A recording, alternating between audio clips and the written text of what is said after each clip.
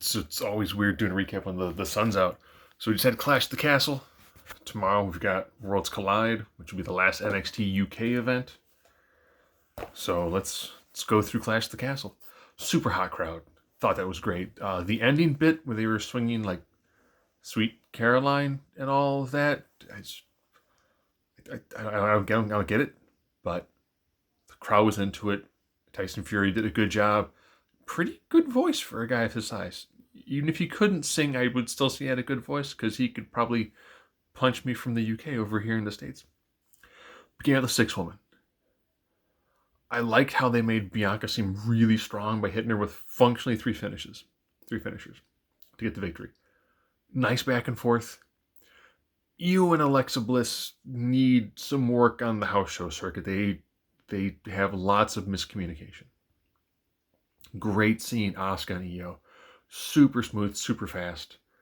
Really solid open. I'm glad to see that the heels called damage control, if that's what their little Tron thing showed. Okay, that works.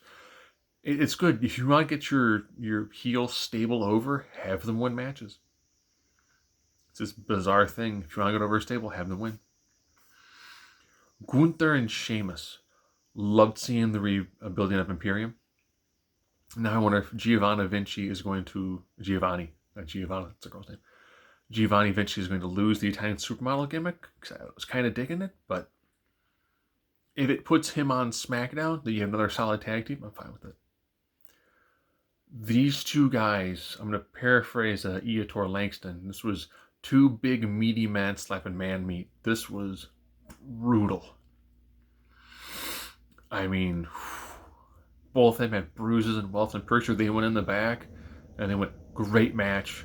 Probably gave each other a hug and are probably rubbing whatever sort of ointment you would rub to get someone's, blood-stained fingerprints off of your chest. Gunther retained. I love how it's a really brutal, violent match. And then it's like, is he going to hit the powerbomb? Is he going to hit a sleeper? Is he going to put him with the big splash? No, it's just big, stiff lariat because we're both dead tired. Love it. Great to see. Brawling Brutes and Perry might be fine with that. Totally fine with that. Baszler, Morgan, decent. This is one of Baszler's best matches in several years on the main roster, which isn't saying much. This is a very good match for Morgan too. I'm not digging the title run. It's not. Sometimes when an underdog wins it, it's kind of like, okay, well, she's always outmatched in every match she's going to be in, and she's going to wrestle from underneath. Okay. Her getting an armbar on Baszler just seemed odd. It's like the submission magician. Oh, she's in an armbar. Oh, now her arm is messed up. Okay, I get it from a storytelling perspective. It just didn't. Maybe if they had done more with, Morgan's training with Riddle and having, I don't know, maybe have Morgan throw in a couple submission moves in a few tune-up matches between now and the premium live event, it might have felt better, but it's a fine match. Judgment Day versus Edge Mysterio. This is one of those weird things where Edge and Damian Priest is awesome. Finn Balor and Mysterio is awesome. You put them in a tag and you have two really fantastic singles matches going on while there's a tag match. Rhea getting involved and, kind of helping to keep Judgment Day in it. Having Dominic do a little bit here and there towards the end, trip up Finn Balor, which ended to the 619 spear, which is a fantastic finish. And then Dom, booting Edge and his Edge heads, and then clotheslining his dad. And I was like, cool. Shave your head. Mullet's not working. I mean, did you be the heel with a mullet? I'm like, cool, maybe now Dom will become interesting. Hopefully. But Judgment Day picked up another loss. They're so devastating that they lose consistently. Rollins Riddle. Man, that last promo on Raw when he was like, that's because you're a loser. That's why, you're divorced and your kids left you. It's like, whoa. I like Blood Feud should not begin with the Kalanobo type. I like it was the hockey brawl. I didn't talk about Seth Rollins coming down like a combination of think it's like a Galarian Maltreese while also wearing like a Curryman inspired outfit with a little cap with horns. I was like, oh. I keep on thinking when he and Becky retire and they do, like a garage sale, all the crazy clothes, people are like, what am I gonna wear? Did you guys do Halloween? 700 days a year? There's just a ton, so many weird random outfits with sharp edges and feathers but this match, just perfect. Rollins has hit this insane high level of work, and Riddle, with the exception of like one, I think the one little miscue, I think they were going for the super inverted suplex. It seemed like they were on the same page, but then they turned it into the double stomp. Just fantastic. Now you can really see that Riddle has gone from, he's good, to give that little slight bit of edge, that little hint of just raw, ruthless aggression, we'll say. And he's really put himself in the upper echelon. It's like, his feud with Reigns was good because he used Randy as the buffer, as the reason for why he's doing this.